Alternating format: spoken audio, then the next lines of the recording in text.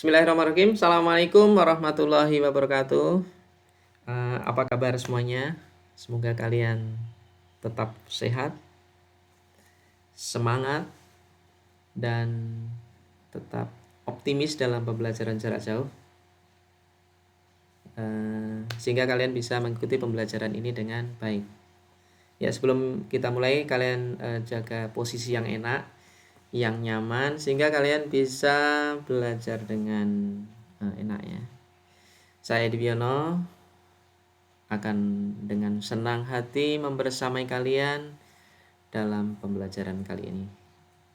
Marilah kita buka dengan baca basmalah. Bismillahirrahmanirrahim. Pada pembelajaran kali ini, target yang kita harapkan adalah yang pertama, kalian bisa menerapkan konsep listrik dinamis dalam kehidupan sehari-hari. Jadi listrik ini adalah sesuatu yang sangat penting dan vital dalam kehidupan sekarang dan yang akan datang, sehingga kalian perlu kuasai dengan baik.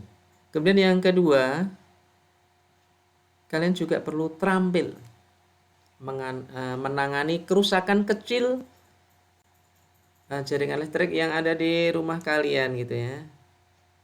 Lampu mati ya, kalian bisa lah. Kemudian misalkan di depan rumah kalian gelap, silakan ditambahkan satu lampu. Gimana cara memasangnya? Kalian bisa. Kemudian yang ketiga, kita ingin menumbuhkan sikap jujur, disiplin, dan bersemangat dalam pembelajaran ini. Ya, sebelum kita lanjutkan, saya menyitir dalam sebuah Al-Quran, surat An-Nur ayat 35. Secara tersirat kita lihat bahwasanya ini adalah sebuah perumpamaan lampu ya. Jadi cahaya Allah itu seolah-olah seperti lampu, yaitu sebuah lubang yang tidak tembus. Kemudian di dalamnya ada pelita gitu ya, lampu bolam itu ya. Kemudian pelita itu di dalam kaca, dan kaca itu seakan-akan seperti bintang ya. Sehingga Imam Ghazali itu menafsirkan bahwasanya cahayanya seperti cahaya lampu. Itu sebagai upaya pada diri manusia sebagai jalan untuk meraih cahayanya. Karena apa?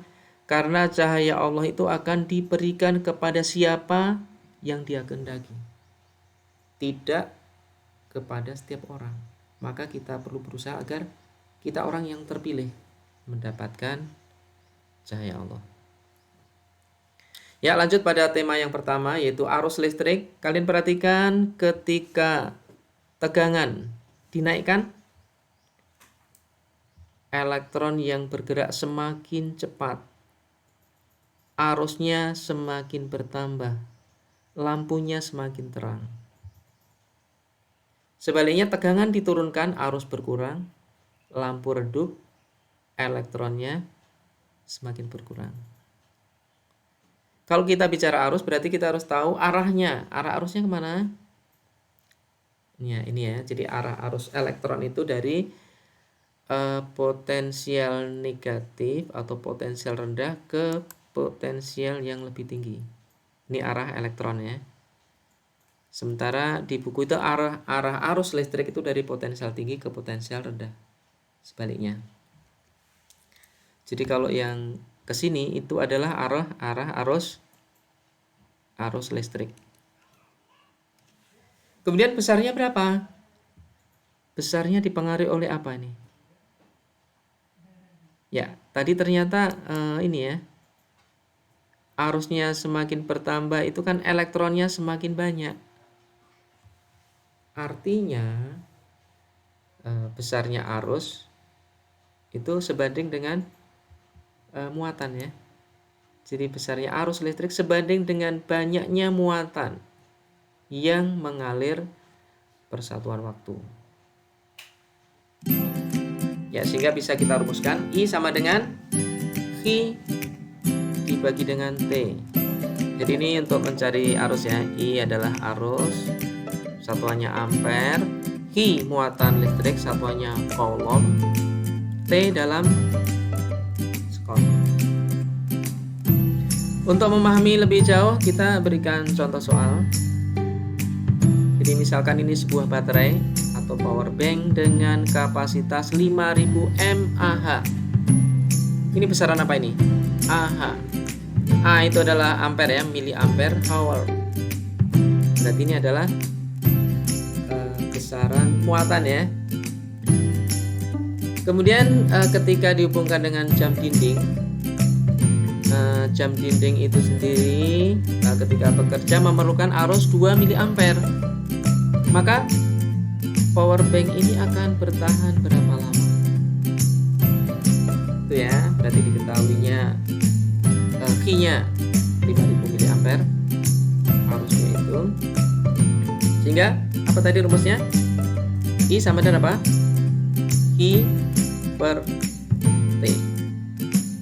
Atau Q sama dengan I kali T. I-nya kita masukkan 5000 mAh, I-nya 2 miliampere kalikan T. Sama-sama miliampere, ruas kiri ruas kanan dibagi miliampere berarti hilang kan ya. Atau kalau saya tulis kan gini, I sama dengan 5000 miliampere hour mAh dibagi 2 miliampere. Ini bisa coret. Sehingga hasilnya adalah 2500 hour atau jam. Sehingga baterai ini mampu bertahan selama 2500 jam. Ya, paham? Ya, kita lanjut. Hukum Ohm. I sama dengan I kalikan R. Coba tegangan V-nya kita naikkan. Ternyata arusnya akan bertambah ya. Ya. Kemudian bagaimana kalau R yang kita naikkan? Hambatannya dinaikkan, arusnya berkurang. Sehingga apa kesimpulannya? Ya, apa? Berarti arus berbanding lurus dengan hambatan. Jadi karena arusnya bertambah, tegangannya juga akan bertambah. Sementara arus berbanding terbalik dengan hambatan. Atau dengan kata lain, ketika hambatannya itu besar, maka arusnya akan kecil gitu ya. Jadi fungsi dari hambatan itu adalah menghambat. Jadi bisa diilustrasikan pada gambar seperti ini, sebuah aliran air ya. Jadi misalkan ini selang, kemudian ini kita tarik gitu ya, sehingga dihambat gitu ya. Dihambat. Ketika dihambat maka aliran airnya gimana? Semakin cepat atau semakin lambat? Ya, jadi semakin dihambat, R-nya itu ditambah gitu ya. Ternyata alirannya semakin cepat gitu ya. Artinya apa? Artinya arus berbanding terbalik dengan hambatan. Atau dengan kata lain, ketika hambatannya diperkecil maka arus akan bertambah besar. Gitu ya. V sama dengan I kalikan R. Kemudian bagaimana cara kita mengetahui besarnya arus dan tegangan? Yaitu kita menggunakan sebuah alat ukur. Misalkan ini ya. Sebuah baterai kemudian dihubungkan dengan sebuah lampu. Tapi ternyata di sini ini ya dipotong kemudian dilewatkan pada sebuah alat sehingga menjadi rangkaian tertutup. Ya, ini ya yang disebut dengan pemasangan ampermeter secara seri. Jadi dengan cara memotong rangkaian. Ya, seri itu adalah rangkaiannya dipotong kemudian dilewatkan pada ampermeter gitu ya. Kemudian bagaimana dengan voltmeter? Sama atau beda? Ada perbedaan ya. Ini sumber tegangan dihubungkan dengan lampu. Lampunya menyala. Ternyata apa bedanya? Apakah diputus? Oh, tidak ya. Jadi ini yang pertama, yang positif dihubungkan dengan yang positif. Ini positif ya. Ini yang positif. Merah itu positif, yang negatif dihubungkan di sini. Jadi ini pemasangan seperti ini disebut pemasangan secara paralel, bersusun. Jadi tahu bedanya ya. Sekali lagi saya berikan keterangan. Jadi ampere meter dipasang secara seri dengan memotong. Sementara voltmeter dengan cara paralel, yaitu langsung ya, tidak dengan cara dipotong. Jadi ini cara membaca ampere meter, yaitu besarnya arus adalah nilai yang diukur, kemudian nilai maksimum. Nilai yang diukur maksudnya yang ditunjukkan oleh jarum nih ya. Jadi di sini kalau ini 40 berarti ini kira-kira 34. Ini yang terukur ya. Kemudian skala maksimumnya berapa? Skala maksimumnya 100.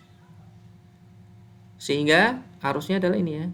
34 ini dibagi 100 dikalikan skala yang kita gunakan 1 ampere, sehingga hasilnya adalah seperti ini ya, 0,34. Jadi mengapa ini ada skalanya ada banyak ya? Jadi ini tergantung pada besaran yang kita ukur.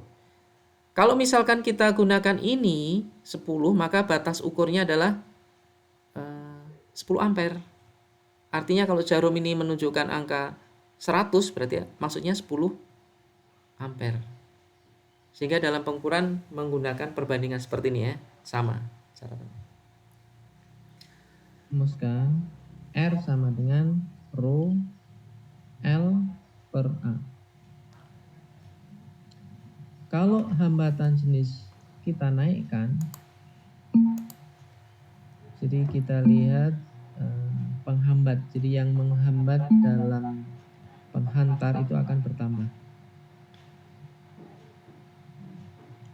Sebaliknya, ketika luas penampang kita tambah, itu hambatannya akan menurun ya. Bagaimana dengan L?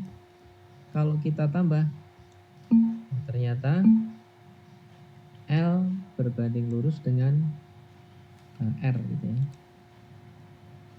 Ya. Jadi kalau panjangnya ditambah, maka arusnya akan hambatannya akan besar. Jadi kalau jaringan listrik ini kan sangat panjang gitu ya. Jadi dari pembangkit listrik sampai rumah kalian berarti L-nya sangat panjang, hambatannya sangat besar sehingga arusnya akan kecil. Kalau arusnya kecil, sesuai dengan hukum Ohm, V sama dengan IR, arusnya kecil, hambatannya, tegangannya gimana? Tegangannya akan mengecil, menurun. Sehingga kalian kalau keluar rumah ya, kalian bisa lihat biasanya tiap beberapa kilometer itu akan dipasang trafo. Trafo ya. Trafo itu adalah menaikkan tegangan. Jadi agar naik tegangan yang ada di rumah kalian stabil. Jadi itu ya, tegangan hambatan ya, hambatan R itu R sama dengan rho L per A. Jadi saya tulis kembali, ini kalian ingat, R adalah hambatan, satuannya ohm. Rho, ini bacanya rho ya, rho itu hambatan jenis, itu satuannya adalah ohm meter. Kemudian L itu panjang kawat, satuannya meter, dan A luas penampang. Jadi itu ya, jadi hambatan dipengaruhi oleh 3 jenis. Bagaimana agar hambatannya kecil? Berarti kita pilih bahan yang hambatan jenisnya kecil. Kemudian kawatnya gimana? Kawatnya lebih kecil. Kemudian luas penampangnya luas penampangnya yang besar. Jadi kalau penampangnya besar maka arusnya itu akan mengalir lebih lancar atau hambatannya kecil gitu ya. Jadi dari pembelajaran hambatan kita bisa ambil pelajaran ya. Jadi dalam Rasulullah SAW bersabda, tidak akan masuk surga seorang yang di dalam hatinya ada kesombongan. Sombong itu adalah sesuatu yang menghambat kita akan masuk surga. Sehingga kebalikannya, agar mudah masuk surga gimana? Ya kita harus jujur ya. Jadi ini adalah sikap yang kita tekankan pada pembelajaran ini. Jujur, apapun kondisinya kita harus tetap jujur ya. Pembelajaran jarak jauh, ulangan, kalian tetap jujur. Kemudian selanjutnya ini adalah rangkaian seri ya. Jadi mengingatkan kembali ketika rangkaian seri arusnya gimana? Ini 0,45 ampere, 0,45, 0,45. Ternyata sama. Arusnya sama ya. Bagaimana tegangannya? Ini 4,5. Kemudian di sini juga 4,5 ya. Ini kalau diukur. Bisa nggak dihitung di sini tegangannya kalau ini dibuktikan bahwa tegangan lampu kedua 4,5. Ya, ini kan kita udah tahu ya, R-nya R1 10 ampere, 10 ohm, arusnya 0,45 sehingga kita bisa ini ya menghitung tegangannya V1 yaitu apa rumusnya? I kalikan R. I-nya berapa? 0,45 kali R-nya 10. Itu 4,5 volt. Dengan cara yang sama, tegangan pada lampu kedua V2 sama dengan I2 kalikan R. I2-nya adalah 0,45 kalikan 10 sama dengan 4,5 volt. Sehingga kalau kita lihat itu ya hubungannya, apa hubungannya? 4,5 ya. Jadi pada rangkaian seri itu ya, arusnya sama, tegangannya adalah jumlah dari tegangan masing-masing lampu. Bagaimana kalau misalkan diminta untuk mencari hambatan pengganti? Ini ya, jadi hambatan pengganti itu adalah ketika dua lampu ini diwakili oleh sebuah hambatan. Jadi kalau saya gambarkan kan ini ya. Ini R1-nya 10 ohm, kemudian R2 itu 10 ohm, dihubungkan dengan sumber tegangan yang besarnya adalah 9 volt. RS-nya dijumlah, R1 tambah R2, 10 tambah 10, 20. Sehingga rangkaiannya ini disederhanakan menjadi gini. Sebuah hambatan dengan hambatan 20 ohm, kemudian V-nya 9 volt, sehingga arusnya I sama dengan ya V per N 9 per 20 sama dengan 0,45 ya, 0,45. Itu untuk rangkaian seri ya. Jadi ada 3 hal nih. Ya, kalau ini rangkaian paralel, bedanya apa? Paralel itu lampunya bersusun ya. Lampunya bersusun. Kita lihat tegangan pada lampu yang kedua itu adalah 9 volt. Kemudian tegangan lampu yang pertama berapa? 9 volt juga. Sama dengan sumbernya.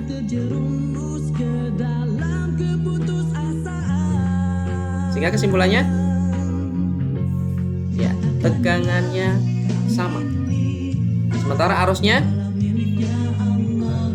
berbeda gitu ya, arusnya berbeda. Jadi ini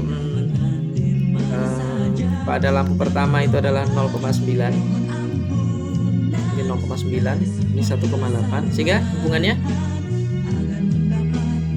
jadi arus pada rangkaian utama ini pecah, ketika pecah ya, ketika dijumlahkan itu nanti akan kembali lagi, jumlahnya adalah 1,8.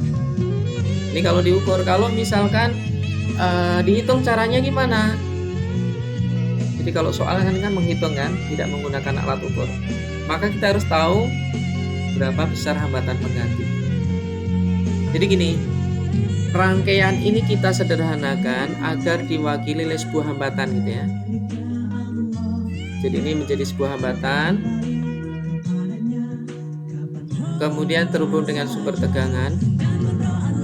Kalau sudah diwakili oleh RP, kemudian ini V, maka kita baru bisa menghitung I-nya. Ini rangkaian sudah sederhana, berarti I sama dengan V per. Atau kita lihat contoh soalnya saja ya.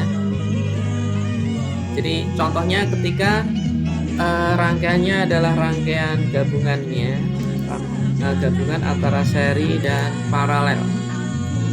Jadi ini dua buah lampu. Kalau saya gambarkan dua buah hambatan, R1-nya 12 ohm, R2-nya berapa? 24 ohm. Kemudian di seri dengan R2 sebesar 2 ohm, kemudian dihubungkan dengan tegangan 10 volt. Maka kita harus sederhanakan ya. Jadi langkah pertama kan ini ya, dicari hambatan penggantinya. Seri itu berapa? Jadi karena paralel berarti ini ya. Jadi 1/R sama dengan 1/R1 tambah 1/R2, 1/12 tambah 1/24, disamakan penyebutnya ya. Jadi ini kan sama aja 2/24. Sehingga 2 tambah 1, 3/24. RP-nya dibalik ya, RP per 1 gitu ya, sama dengan 8 ohm. Jadi ini kalau digambarkan, jadi RP-nya 8 ohm, kemudian diseri dengan hambatan R3 yaitu 2 ohm. Sehingga hasilnya berapa? RS adalah ini ya. Karena seri dijumlah sehingga tegangannya 10 ohm. Sehingga rangkaiannya menjadi sederhana, yaitu RS 10 ohm dihubungkan dengan sumber tegangan sebesar 10 volt. Berapa arusnya? Kita lihat VIR arusnya adalah 1 ampere. Jadi ini 1 ampere. Kemudian berapa pada tegangan arus pada lampu 1 dan lampu 2? Jadi kita ingat tadi ya. Jadi pada rangkaian seri arusnya sama. Berarti di sini arusnya 1 ampere juga kan? Sehingga tegangannya berapa? Kalau ini titik di atas titik A, titik B. Sehingga ini ya, VAB I kalikan RP. I-nya 1, RP-nya 8. Sehingga tegangannya 8 volt ya. Kemudian RP ini pada dasarnya kan gabungan dari dua hambatan ini. Hambatan ini paralel. Tadi kalau paralel tegangannya gimana? Tegangannya sama. Sehingga kita bisa menghitung arus pada masing-masing lampu seperti ini ya. Jadi ini tegangan lampu 1 ini 8 volt, ini 8 volt. Sehingga ketemu arusnya. Jadi ini arus yang masuk dari cabang ini adalah 1 ampere. Kemudian pecah menjadi 2. Ini I2-nya adalah 1/3 ampere. Jadi ini I2 nih ya, I2. Dan I1-nya 2/3 ampere. Jadi itu ya, nanti kalian bisa ulang kembali bagaimana mencari arus dan tegangan pada rangkaian gabungan seri dan paralel. Kemudian ini materi terakhir yaitu terkait dengan energi dan daya listrik. Ya, mengapa tagihan listrik bulan ini tinggi? Ternyata apa? Variabelnya hanya 2. Kalian tahu? Ya. Jadi variabelnya adalah P dan T. Jadi yang kita bayar itu adalah energi listrik yang kita pakai, yaitu dipengaruhi oleh daya yang satuannya watt ya. Jadi kalau lampu 5 watt berarti dayanya 5 watt. Kemudian waktu pemakaian. Semakin lama, maka semakin besar energi yang kita gunakan. Sehingga bagaimana cara penghematan? Ya, pilihlah listrik berdaya rendah, kemudian waktu pemakaiannya juga singkat gitu ya. Kemudian dalam daya itu sendiri sebetulnya dipengaruhi oleh ini ya, tegangan dan arus ya. V sama dan P sama dan V kalikan I. Sehingga kalau kita rumuskan W sama dengan V kalikan I kalikan T. Ya.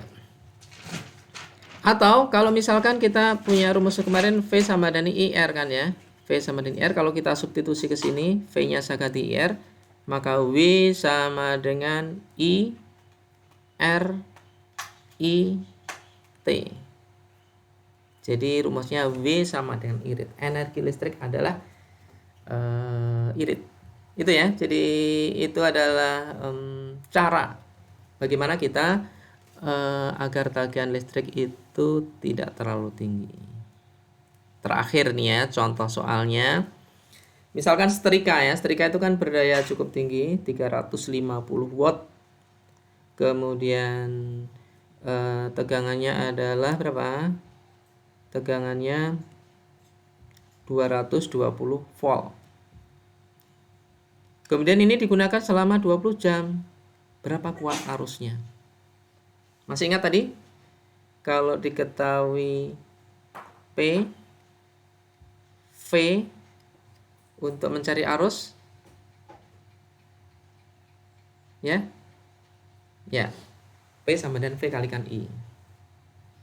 350 sama dengan 220 kalikan I. I-nya adalah 350 dibagi 220. Sehingga setrika tersebut bekerja dengan menggunakan arus 1,59 ampere.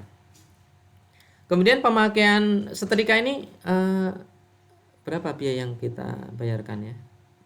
Jadi di situ ada istilah kWh ya. Jadi kWh itu adalah kilowatt jam atau kilowatt hour. Jadi yang kita bayar itu adalah per kWh. 1 kWh 1.500 misalkan. Maka kita bisa hitung energinya. Masih ingat? Ya, W sama dengan P kali T. Karena ini satuannya kilowatt hour, maka P-nya kita ubah ke dalam kilowatt. Kemudian T-nya sudah dalam jam. Kalau kita kalikan sehingga W-nya 7 kWh.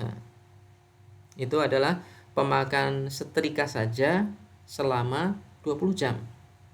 Sehingga kalau setrika saja itu biayanya 10.500. Ya, kelihatannya kecil ya, tapi kalau di dalam rumah kalian ada kulkas, ada AC, ada lampu dan sebagainya, sehingga itulah yang menyebabkan tagihan listrik tinggi karena dayanya besar. Apalagi ternyata sudah siang lampu masih menyala. Nah, itulah yang membuat pemborosan. Ya, saya kira itu pembahasan kita tentang listrik dinamis. Semoga pembelajaran kita bermakna, bermanfaat dan membuat kalian terinspirasi gitu ya terkait dengan listrik ini. Terima kasih atas perhatiannya. Sampai ketemu pada pertemuan yang akan datang. Assalamualaikum warahmatullahi wabarakatuh.